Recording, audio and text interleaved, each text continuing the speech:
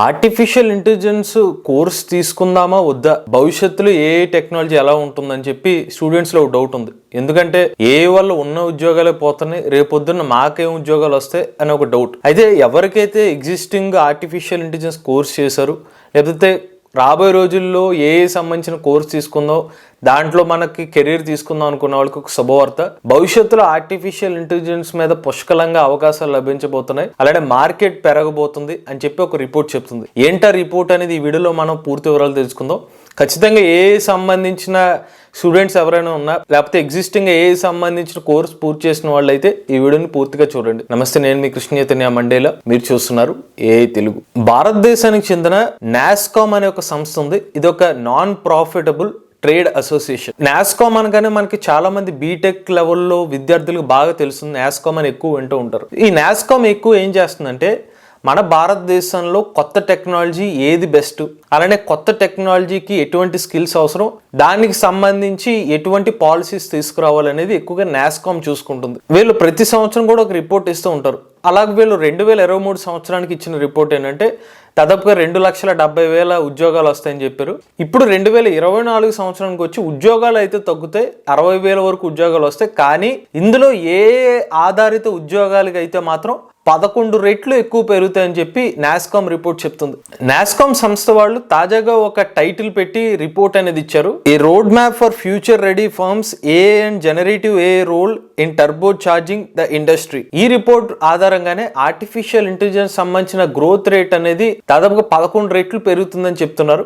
అందువల్ల AI related skills అనేవి students ఖచ్చితంగా పెంపొందించుకోవాలని చెప్పి రిపోర్ట్లో పేర్కొన్నారు. 2027 సంవత్సరానికి ఆర్టిఫిషియల్ ఇంటెలిజెన్స్ యొక్క compound annual growth rate CAGR అనేది 25% నుంచి 35% పెరుగుతుందని చెప్పి రిపోర్ట్ చెప్తుంది. అలానే ఏ సంబంధించిన మార్కెట్ ఏదైతే ఉందో 2027 నాటికి పర్సంటేజ్ వైజ్ గా మార్కెట్ ఒక $17 బిలియన్ వరకు పెరుగుతుందని చెప్తున్నారు. మరొక పాజిటివ్ విషయం ఏంటంటే, ఇక మీదట ప్రతి సంవత్సరం కూడా ఆర్టిఫిషియల్ ఇంటెలిజెన్స్ డొమైన్ లో ఎవరైతే ఉద్యోగం చేస్తున్నారో, ఎవరైతే కోర్స్ చేస్తున్నారో, ఈ ఏ రిలేటెడ్ ఉద్యోగాలు ఏదైతే ఉన్నాయో ప్రతి సంవత్సరం గ్రోత్ అనేది 67% ఉంటుందని చెప్తున్నారు.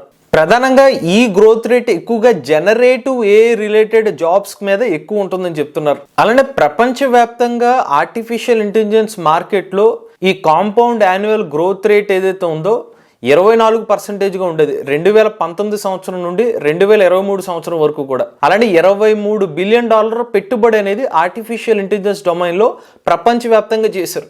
ఈ పెట్టుబడిలో కూడా అధిక శాతం ఎందులో అంటే data analytics, generative AI, machine learning algorithms లో ఎక్కువగా ఇన్వెస్ట్మెంట్ అనేది చేశారు.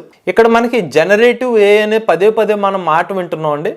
జనరేటివ్ AI అంటే అర్థం ఏంటంటే, ఇవాళ మన ChatGPT లేదంటే మనకి బార్డ్ AI వంటి టూల్స్ ఏదైతే ఉన్నాయో వీటిని జనరేటివ్ AI అంటారు. అంటే టెక్స్ట్ని జనరేట్ చేయడం, లేని టెక్స్ట్ని జనరేట్ చేయడం కానీ, లేకపోతే మనకి DALL E3 వంటి సాఫ్ట్వేర్స్తో టెక్స్ట్ ఇస్తే ఇమేజ్ని జనరేట్ చేయడం కానీ, ఇతర టూల్స్లో టెక్స్ట్ ఇచ్చి వీడియో జనరేట్ చేయడం అని, ఇవన్నీ కూడా మనకి జనరేటివ్ AI కిందకు వస్తాయి. ఇటువంటి జనరేటివ్ AI టూల్స్ని తయారు చేయడం కోసం ఎక్కువగా కంపెనీలు ఇన్వెస్ట్మెంట్ చేస్తున్నాయి ఆ కంపెనీల్లో. ఇంకొక వైపు చాలా వరకు కంపెనీల్లో ఈ AI ఆధారిత టూల్స్ అనేది యూజ్ చేయడం ప్రారంభించడంతో టెక్నాలజీ రిలేటెడ్ కంపెనీస్ ఏం చేస్తున్నాయంటే, ఈ AI సంబంధించిన కొత్త టూల్స్ని ఎలా డిజైన్ చేయాలి, వీళ్ళకి తగ్గ డిమాండ్కి ఎలా రీచ్ అవ్వాలని కూడా ఆలోచిస్తున్నాయి. ప్రస్తుతం ఆర్టిఫిషియల్ ఇంటెలిజెన్స్ రిలేటెడ్ టూల్స్ ఎక్కువగా హెల్త్ కేర్ రంగంలో, ఫైనాన్స్ రంగంలో, బ్యాంకింగ్ సెక్టార్లో ఎక్కువగా అయితే యూజ్ చేస్తున్నారండి.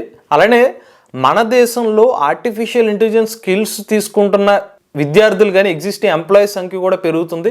ప్రజెంట్ మన దేశవ్యాప్తంగా 4,20,000 మంది ఆర్టిఫిషియల్ ఇంటెలిజెన్స్ స్కిల్స్ అనేవి కలిగి ఉన్నారని చెప్పి ఈ రిపోర్ట్ చెప్తుంది. గత 7 సంవత్సరాలతో పోల్చుకున్నట్లయితే మన భారతదేశం ఇతర దేశాలతో పోల్చుకున్నట్లయితే స్కిల్స్ని అడాప్ట్ చేసుకునే ప్రాసెస్లో 3వ స్థానంలో ఉంది. అంటే అంత ఫాస్ట్గా స్కిల్స్ని మన దేశంలో ఉన్న ఎంప్లాయీస్ కానీ విద్యార్థులు కానీ అడాప్ట్ చేసుకుంటున్నారు. రాబోయే రోజుల్లో ఆర్టిఫిషియల్ ఇంటెలిజెన్స్ మార్కెట్ విపరీతంగా పెరుగుతుంది అని ముందే ఊహించిన టెక్ కంపెనీలన్నీ కూడా ఇప్పటికే తమ ఉద్యోగస్తులకి అందరికీ కూడా సంబంధించిన స్కిల్స్ నేర్పించడం కోసం వాళ్ళు కంపెనీ వాళ్ళు స్పెషల్గా డబ్బులు కూడా కేటాయిస్తున్నారు. ఇప్పటికే మన భారతదేశంలో కూడా చూసుకున్నట్లయితే విప్రో కానీ, ఇన్ఫోసిస్ ఇన్ఫోసిస్ కానీ మైక్రోసాఫ్ట్ కానీ ఇలా చాలా కంపెనీలు ఎగ్జిస్టింగ్ ఎంప్లాయీస్కి ఆర్టిఫిషియల్ ఇంటెలిజెన్స్ స్కిల్స్ ఇవ్వడానికి కోసమే వాళ్ళు ప్రత్యేకంగా ఫండ్స్ కూడా కేటాయిస్తున్నారు. ఈ రిపోర్ట్ అంతా చూసిన తర్వాత ఆర్టిఫిషియల్ ఇంటెలిజెన్స్ డొమైన్లో ఎవరైనా ఎంటర్ అవుదామా లేదా అనే దానికి కంప్లీట్ క్లారిటీ అయితే వస్తుంది.